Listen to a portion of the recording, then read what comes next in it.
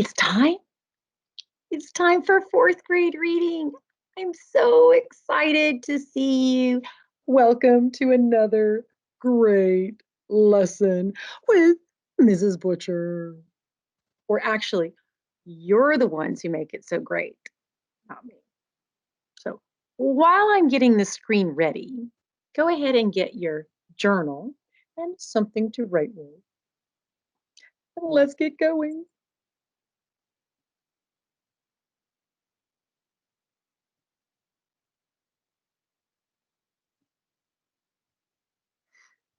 Today, we're going to plan an expository essay.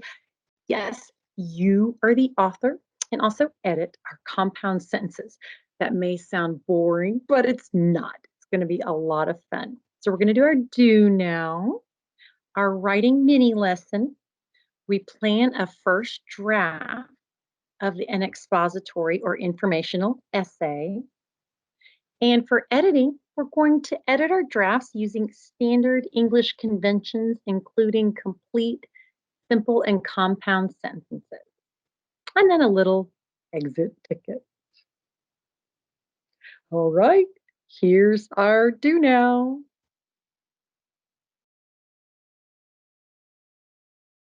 Just try. Do your best. Let's see how we go.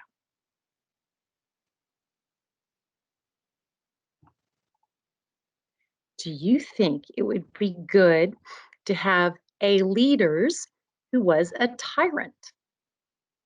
What change should be made in the sentence 3?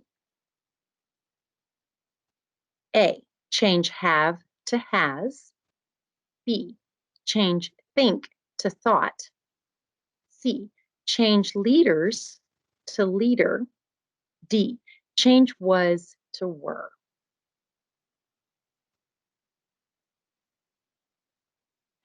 Okay, it's a little confusing.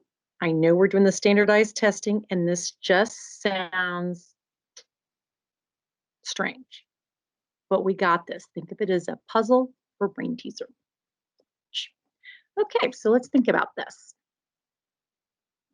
What change should be made in sentence 3? We know it's sentence 3. Normally there's a lot of different ones. Here's sentence 3. Okay, got this. Do you think it would be good to have a leaders who was a tyrant? So as you read it through the first time, I recommend putting a squiggly line under something if it sounds funny. So do you think it would be good to have a leaders, I'm not sure what's going on, who was a tyrant? Maybe I don't know what tyrant is, but in this one, this is about revising and editing. It's not even asking me the definition of tyrant. So do you think it would be good to have a leader who was a tyrant? Sounds like that word would be negative anyway. Negative, some kind of negative ruler. Okay. So change have to has. So do you think it would be good to have or to has? To have or to has? No, it's not has. I have, you have, he, she, it has. It's not that. Change think to thought. So present tense to past. Do you thought it would be good? Well, they're asking us in present tense. So this is a tense, verb tense. Guess what? That doesn't work. That's verb tense, right? And we need to keep it in present. So nope, thought's wrong. Take that out. All right, change leaders to leader. So where is that? Leaders to leader. And if you want, you can also always highlight it just to make it a little extra, make it a little easier. Change leader to leaders. So that's just the S. Do you think it would be good to have a leader, a leaders? If it's a leaders, that means a is singular and leaders is plural. So those don't agree. Those don't agree at all. So let me think about this. That's singular, right? And that's plural. So it should be a leader, most likely. And let me just double check my question mark there. or change was to were. Was, who was a good tyrant, or who were a good tyrant. Well, it's a leader, which is singular, and was is singular, so that's correct. Nope, that's wrong. So our best bet is C, change leaders to leader. And that has to do with singular plural agreement. Okay. Moving on. This is just another one that we can practice, and I'm looking at the time. I'm going to skip it and go on. Okay, we're getting into our genre of informational text. We've been doing a lot, as you know, with fiction, drama, poetry. So fun. Now we're in the next cycle, cycle 5, informational texts. So I'm thinking, given information, facts, dates, evidence. We've been working a lot with text evidence, but now we need to back up our arguments, our central ideas. So you've got nonfiction text contains real information and facts. Check. Things like, and graphic features. So we've got our pictures, we've got our bold print. Here's bold print right there. We have italics. We'll find in other places that slanted writing. Diagrams, charts, graphs, all of these different things, certain text features. Okay, we also have an informational text. You're talking inform right here. That's right, inform, giving information. It can be about persuading, but right now this is about really giving information. And typically it's not about entertaining for the informational text because you're giving some kind of fact. So the central idea is also what we're doing. We're coming up with all of this information. If it's just scattered about, it doesn't help us. If it's just this and this and this and this. So we go, here's this, and here's this, and here's this. These things come together. What's then the central idea or the main idea from that? So for example, in one of the readings we're doing this week, supporting evidence, sometimes you have to read the whole paragraph if you're finding the central idea of that paragraph. It's not just in the first sentence. So the supporting evidence of this one was water absorbs and scatters sunlight. Then another one, light remains after 660 feet, and beyond that depth, human eyes cannot see color. And then another supporting evidence, the midnight zone from there on down is in total darkness. All of this supports the central idea of why it is very dark in the Mariana Trench. Because water absorbs and scatters the sunlight, so that means it's dark. Light remains, la la la. You've got all these different things. So those are the things that support that. So just like in reading, we will then use the same kind of idea with a central idea and our supporting evidence for our writing. Okay, so now we're doing the writing process. We're reviewing our steps. And as you know, so exciting for you to become authors. You are authors with a brand new world out there. This is your world. Okay. The first thing you write is probably not the best thing you're ever going to write. Remember to think in terms of writing in terms of layers. You're getting something down, and then you're revising it, you're editing it, and you're playing with it, you're working on it. Plan a first draft, develop a draft, revise a draft, edit a draft, and publish a draft. So, for this mini lesson, we're going to get started on our first narrative, our first expository essay. And it's going to take us, we're planning 4 weeks for writing this. So we're not just popping it out, we're putting our thoughts down, getting our thoughts down to get to the best idea. Take a deep breath. Take a deep breath. We got this. Okay, so the idea is we're picking one prompt and going with that. And I'm going to have us select, in this case, as I model it, the first prompt. Read the information in the box below. Benjamin Franklin is famous because he invented many things like the stove and the lightning rod. Stove and the lightning rod. Okay, I'm thinking about those are pretty key. The electricity, we've got the stove, we're cooking. Think about the inventions that you think are useful. Write about an invention that is important in your life. Describe what that invention is and explain why it's important. So what's important to me? And here is my expository writing planner. And I'm going to take you through it step by step.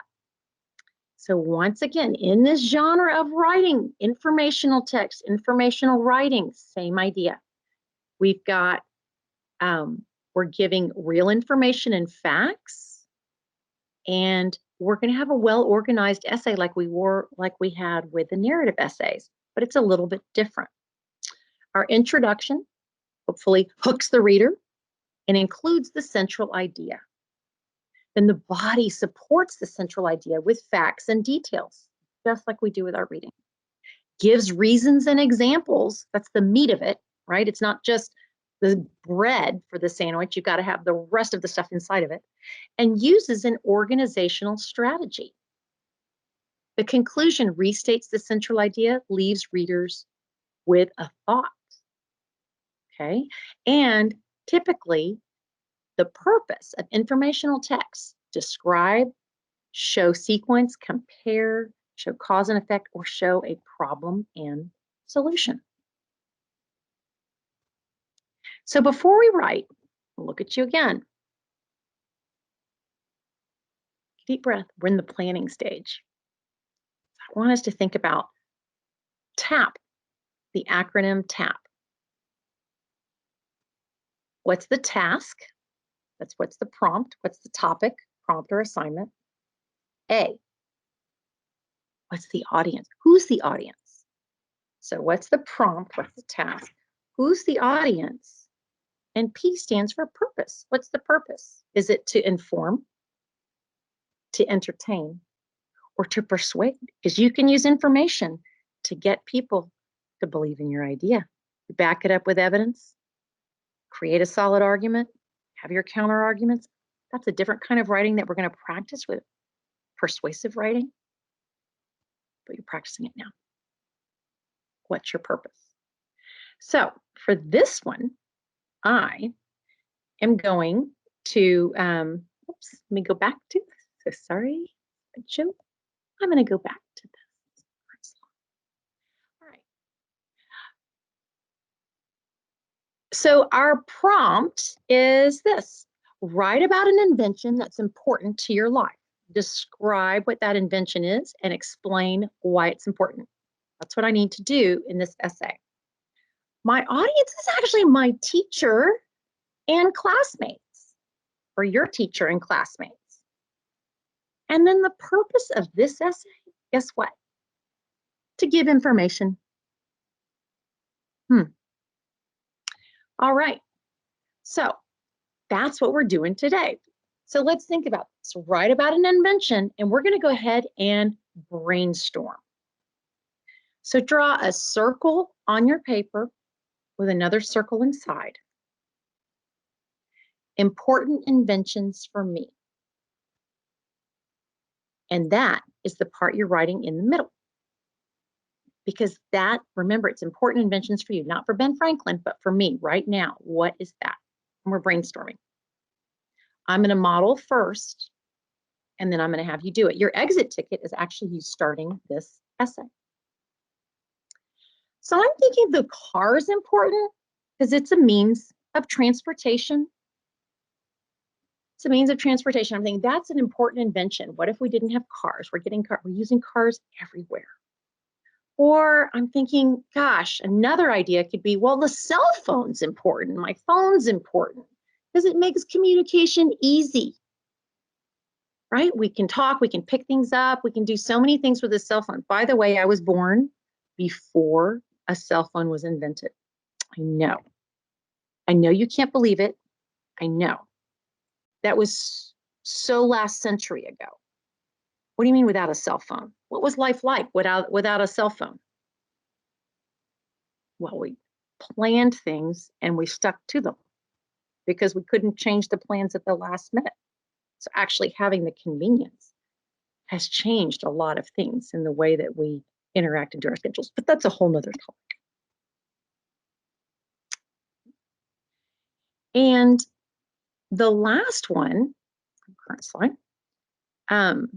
is here. Well, I think the computer. Computer is important because it connects us to the world. So after I brainstorm different inventions, I'm actually only going to pick one invention. And I need to weigh it. I need to think, okay, what are the pros? What are the cons? Which one do I want to write the most about? I can say the car is important. Here are the pros.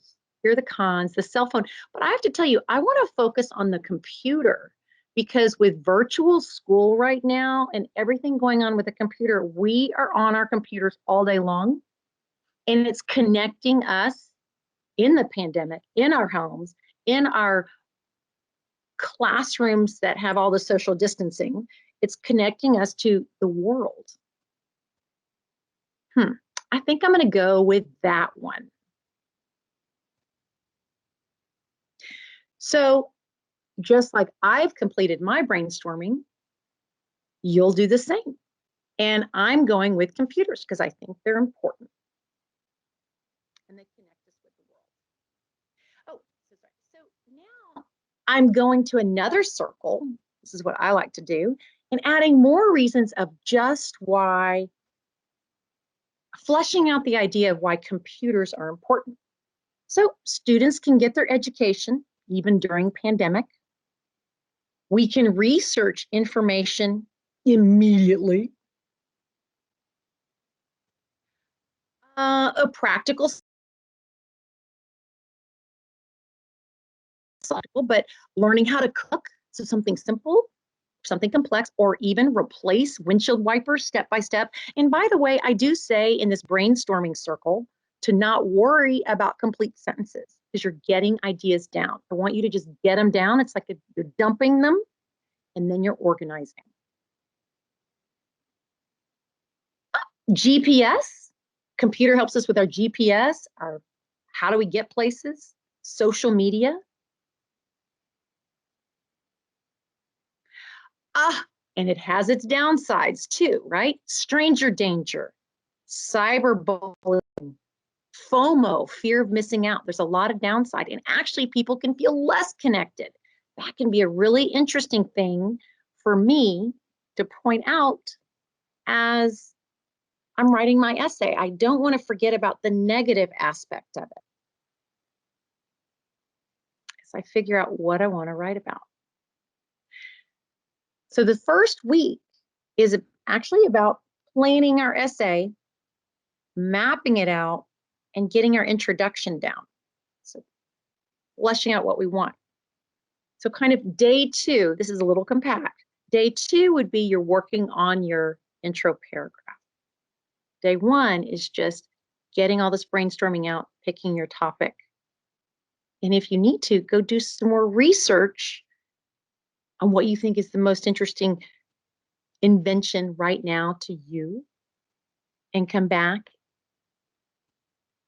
with more information and say, this is the one I want. This is what I want to write about.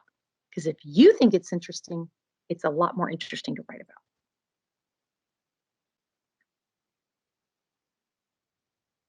So this is what we've accomplished in the beginning. Part of your expository, so it's kind of like this outline. You got a good start on things. Once again, if you want more ideas, go to sources to find information. And what I really want you to understand is the word primary source and secondary source. So the primary source gives direct information about a topic. And good sources are nonfiction books, print or online magazines or newspapers, respected websites.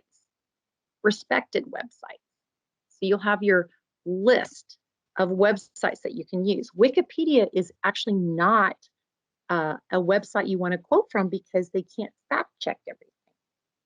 So anyone can kind of contribute to it. And then you also want to avoid plagiarism. So you're always listing your sources. So when you get your ideas, list your sources, write them down. You can copy and paste on your notes and put the information you find in your own words, or else you can put quotation marks around it.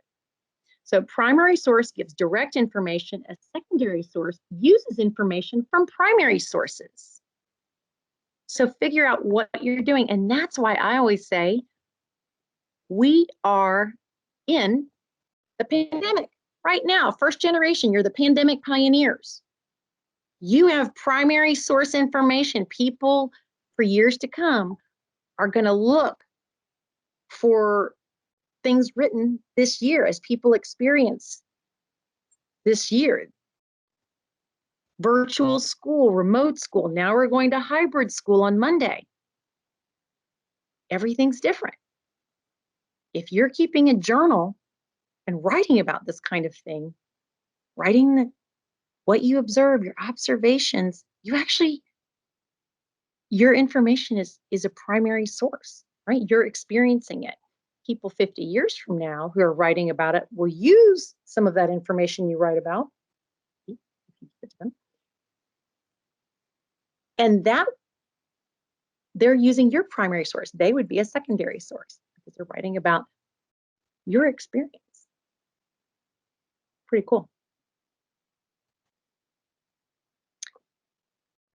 Okay, so next you'll end up working on the hook. Just like we did 5 different beginnings for our narrative essays, you're going to do the same thing with an expository essay. So you want to grab your reader's attention so they want to keep reading, right? And so the purpose is to hook the reader's attention and motivate them to keep reading. So the author may put the hook in the first sentence of the text or in the first few paragraphs. In our case, it's going to be in the first paragraph. But guess what? You only want to use one type of hook, typically. And you can use an emotional tug, like you're pulling on their heartstrings. They need to do this. They need to read this because a startling statistic or fact. It's so surprising that 95% of students, a fabulous fact that, well, I'll say a startling statistic that 100% of the students at Longfellow Elementary or in HISD have computers, have internet resources right now in the pandemic. That's been a huge accomplishment to make sure that that education can get directly into the students' homes, apartments, cities. Or a fabulous fact, something stunning, a vivid image. It makes it stick to you can just visualize what you're talking about. So more descriptive. Or a quotation from a creditable source, so like a primary source. In this case, someone was writing about, I could not imagine a world without computers. Like that is just this image of no computers. What would it even look like? I don't know about you, but computers are the best invention ever made. Computers make life so easy.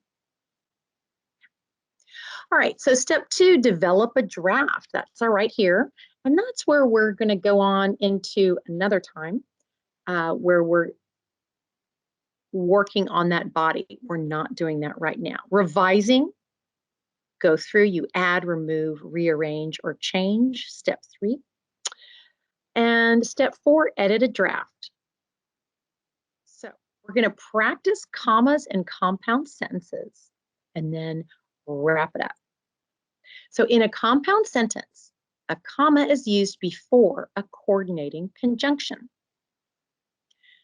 And here what you have is a complete sentence on one side of what I call the fanboys and a complete sentence on the other side. So I think it's easier to see So to identify where to put the comma in this sentence, I ask, where's the coordinating conjunction? You have but. And I see it's after the word briefcase. But also because I have these two sentences, one on either side, it is going to require a comma. There's your but, the coordinating conjunction. So this is one complete sentence. And this is the second. And the way I know they're complete is I like to do this, and I do this with my students. Every sentence, as we know, has a subject and a predicate.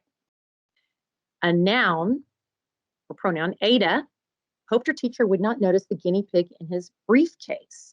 So Ada hoped. Hoped is, so Ada is the noun and hoped is the verb, right? Hoped. Her teacher would not notice. But the guinea pig, the subject, the guinea pig, excuse me, let me go back to draw. Subject. And I'm going to just, guinea pig is one type of pig. The guinea pig began chewing loudly. What did the guinea pig do? Well, it began chewing. So began chewing is the verb. You have your helping verb.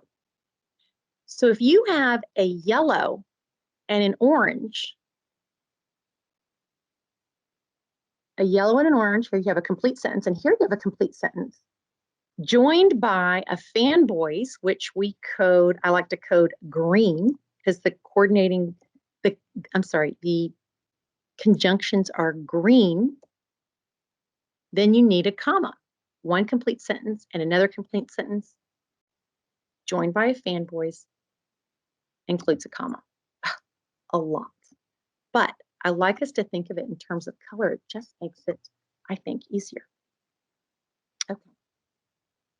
So let's practice. And then we're going to have to wrap it up. We'll just do the first one. Identify the coordinating conjunction in each sentence. And do you want to tell you the coordinating conjunctions are, let me just write this down. When I say fanboys, that's F, here's the acronym, A, N, B, O, Y, S. And this stands for and, nor, but, or, yet, and so. Keep it at that. So Terrion wants to be healthier. So he chooses to eat more fresh fruits and vegetables.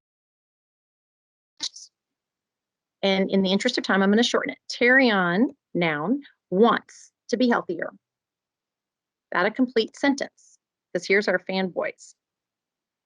So he chooses to eat more fruits and vegetables. Is this a complete sentence? Let's see. Terrion.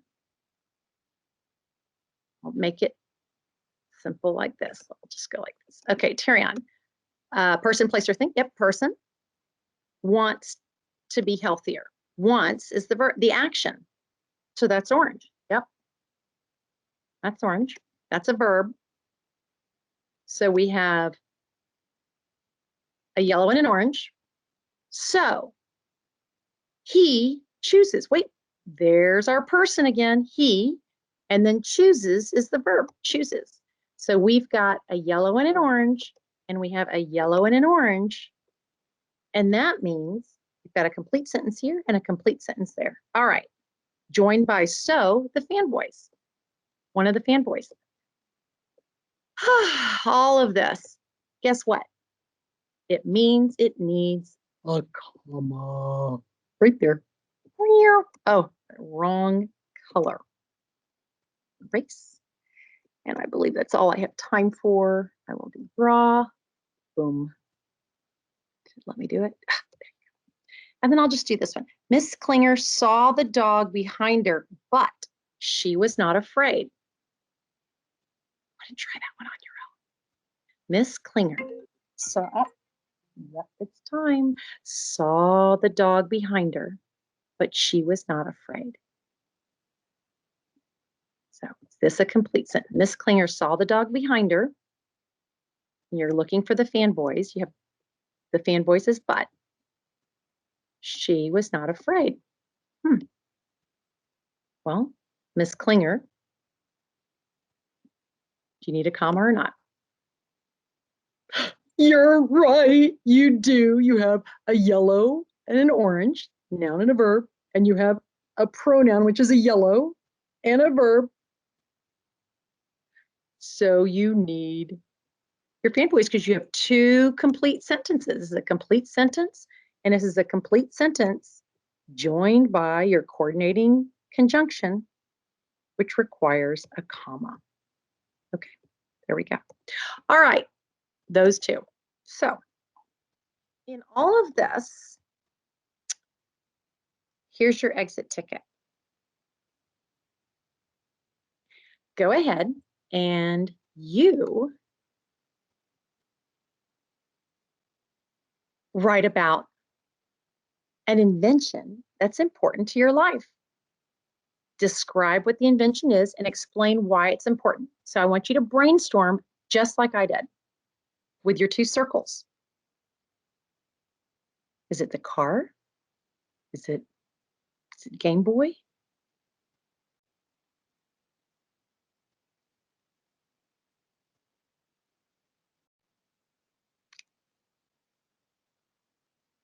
Remember to think about your audience. It's just teachers and students. Purpose, giving information, and you are locking it in. You got this. I'll see you next week.